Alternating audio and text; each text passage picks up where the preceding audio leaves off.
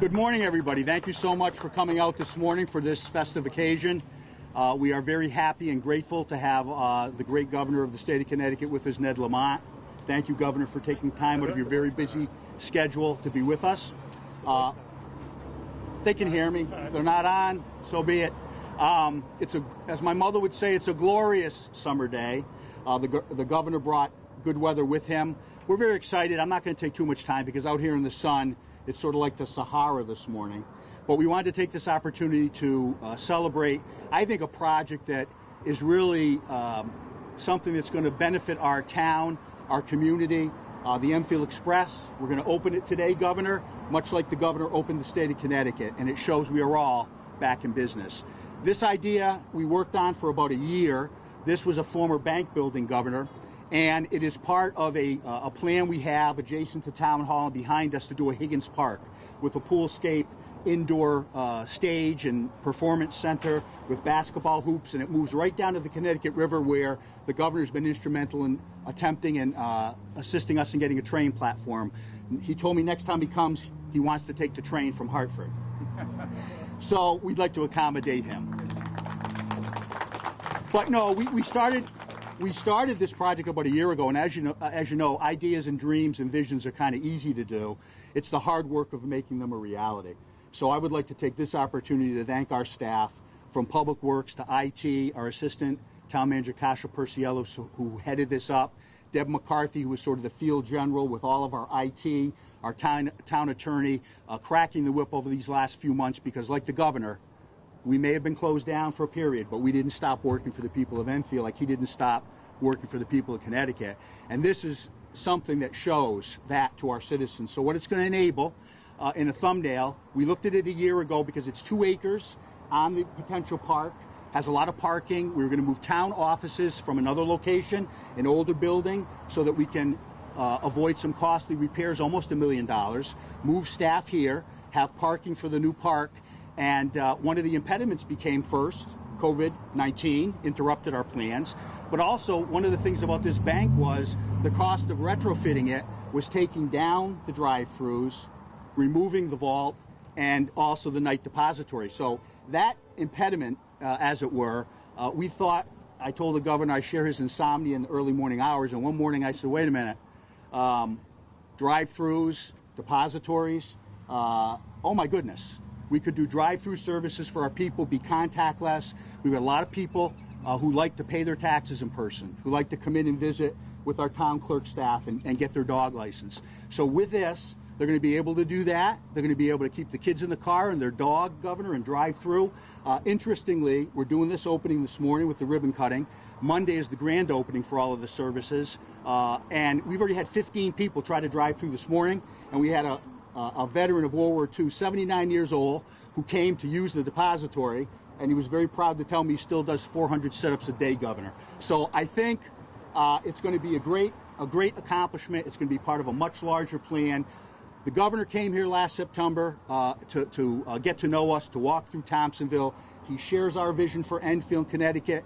We are the gateway to the state. He hasn't stopped. We're going to take off like a rocket in economic development. We have a lot of projects, again, because we never stopped working for our citizens. So before I introduce the governor, I'm going to have Mike Ludwig, our mayor, come up and say a few words, and then Cindy Mangini, who's the minority leader, to share this morning with us. And again, I thank you all, and I thank all of our staff, particularly Public Works and Building and Grounds, who made such an amazing effort to bring this building to life. It had been out of use for a few years.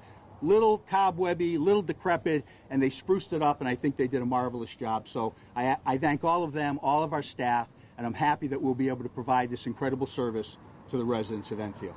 Mayor Mike Ludwig. Sir. Thanks, Governor. Thank you, everyone. Again, I'm going to be very brief because this is about our staff. When you talk about people who are successful in life, it's because of their staff. We're here today because our folks never stopped working, even through the pandemic. You know, the video that was put together back about a month ago showed all the things that they have done to get us ready for this moment as we confidently open back up, you know, through a pandemic that's been hopefully a once in a lifetime thing. And our folks never stopped working. We're creative. We also, the thing to understand, people got to remember, our staff understands our town. folks want to pay their taxes in person. That's who we are in this town. We don't like sending checks to a P.O. box. We don't like sending something where we don't know who, we don't get a receipt for it. I mean, when your staff understands the people of your town, hopefully it means we have a pretty good town. So again, this really is a dedication for our staff who's done everyone who's done a tremendous amount of work, from Public Works to our folks in the clerk's office to IT to all our folks in the EMTs who again came right back through the pandemic when they were struggling a little bit. We all worked together. We talked about doing this together as a team. We worked together as Republicans and Democrats, both here in the council. Both members of parties are here. We have our state rep from the 58th, Tom Arnone, and our state senator, John Kissel. Again, both Republicans and Democrats working together, trying to, again, move the town forward through a very difficult period. And hopefully folks feel that, again, we're going to continue to do our very, very best.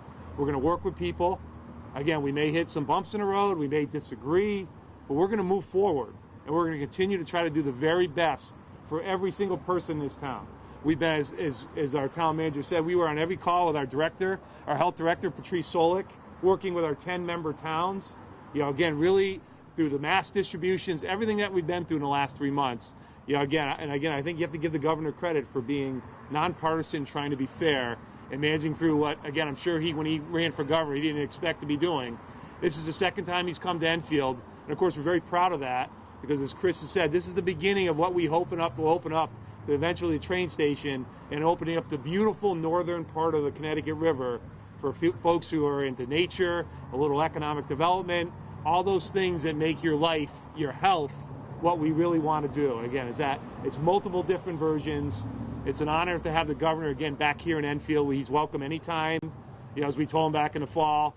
And we're very proud for him to be here. Thank you all for being here. This is your work. This is for what you have done. You deserve all the credit, every single one of you. You should be proud of yourself. Because again, this is innovative. I mean, who says government isn't innovative? You folks are innovative. This is innovative. Safety, economic development. Pretty cool. Very cool. You guys should be very, very proud of yourself. And I know I'm very proud of everyone here today because I know you've worked your rear ends off. So thank you very much. And I will turn it over to Chris. And just before the governor, we'll invite Cindy Mangini. She is our minority leader from the town. I'd also like to say all of our town council is here as well to show their support. And I'll tell you, as I said, you can have dreams and ideas, but if somebody doesn't support you and fund it, they don't go anywhere. This council unanimously supported our efforts to get this building, and so our public knows we're going to save money in the long run because every dollar for the last 2 years of the lease we get to use towards the purchase price.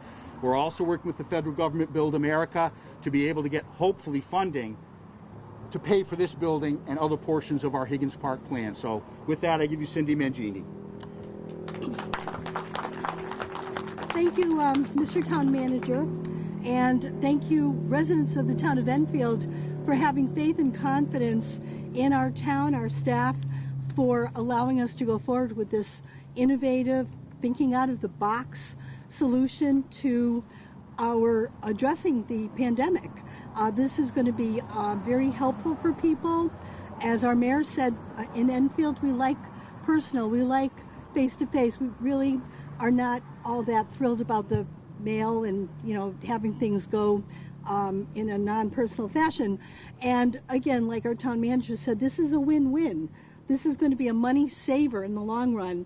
And I had the privilege, along with Deputy Mayor Suzak, of having the initial tour, prior to the pandemic, maybe in February with Kasha. And it was very eye-opening at that time. And to see it now, this is just amazing. And in closing, I just want to thank our governor for taking the time and the interest in our town. We very much appreciate that. Thank you, Governor. So without much further ado, I just would like to thank the governor. I would echo what our mayor said. His weekly municipal calls were instrumental. They kept all of the smaller towns, the larger cities, in touch with the governor directly, who was on every call, to hear our concerns. And what really impressed me about the governor is he didn't talk on the calls. He listened. He would say, the governor, are you on the call? Yes, this is the governor. He'd say, I need to hear your concerns. How are we doing? How is this program? How is this executive order working? How can I tweak it? How can I help you? It was an amazing thing to watch over the last 3 or 4 months, Governor. He continues to do that. I'll tell you, we had some issues with trying to re-register ambulances to keep them on the road for public safety. One of our trucking companies had difficulty. They reached out to the mayor. So on a call on a Wednesday evening, we mentioned that to the governor. He had Jonathan Harris, one of his aides, talk to us that evening. It was done the next morning. So not only did he rise to the occasion, he shined. And I think we were talking earlier about the effort and what the mayor said. I just like to echo, and I think the governor exemplified, there are no Democrats or Republicans in the COVID wards of the hospitals across this country. We came together, we worked collaboratively, and that shows us that as a group, working together, putting everything else aside, we can do great things. I'm so proud that that's the governor's philosophy. I'm so proud he came, and I'll correct the mayor. This is his third visit. Sorry about that. Third visit. I want it to become so people say, oh, the governor's here again. But, Governor, thank you, welcome. Please join us. Thank you, Chris. I'm smiling under my mask, Enfield, and let me start right where you left off in terms of this is what you have all done. But I want to say something else. Connecticut right now has probably the lowest or some of the lowest infection rates of any state in the country. And that is because of all of you. And we have said, please, there's nothing more important than wearing the mask. And the press says, are you going to penalize people? Are you going to fine people? Or are you going to jail people if they don't wear a mask when they can't socially distance? And I've just been able to say the people of Connecticut have been doing the right thing more than any other state. And right now, we're able to get some benefit from that. As you know, I'm a little anxious because we're not an island unto ourselves, and there's a lot of other states, and they're flying in and out of Connecticut. And some of these states have a 20, 30% infection rate in given areas. You know, we're down below 2%, and that's because of each and every one of you wearing those masks. And for that, I'm really thankful on behalf of all the people here in this state. And Mike, you know, early on when we were talking about concepts like this, I was really worried about government having a bad case of the slows. You know, I come out of the private sector, and it just seemed to take forever to get that permit. You know, waiting in those long lines at DMV. And these are sort of, as you know, this is the front face. When you're coming in and paying that bill or taxes, or this is where people see their government, and this is where you really want to prove that we're doing everything we can to make this a good experience. So early on, this was about making government more efficient, holding down costs, making it more effective for each and every one of you. And that's what I love, the creativity of that 4 o'clock in the morning when you say, what can I do with an old bank that's been sitting empty and cobwebby, as I think you said? How can we make this work for the people of Enfield? And you've really been a leader as I look around. The idea that you can drive through, the idea that you can get more of this without waiting in that long line. We did that at DMV you know, just a few days ago as well. So it's about showing respect for the taxpayers, showing respect for the customers, doing everything we can to make sure we as government officials earn your trust. And now there's something else. You know, it's also about public health. And this is just one more way that we can keep people from having to aggregate in a big group, hanging out back and forth, the possibility that this virus spreads.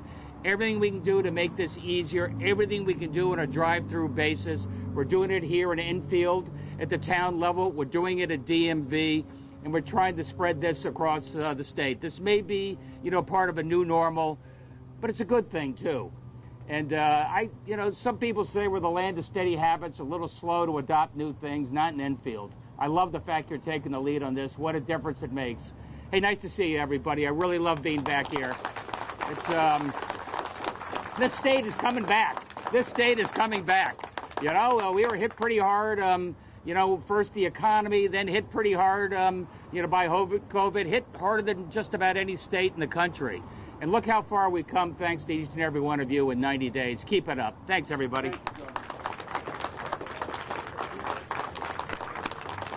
Thank you very much, Governor.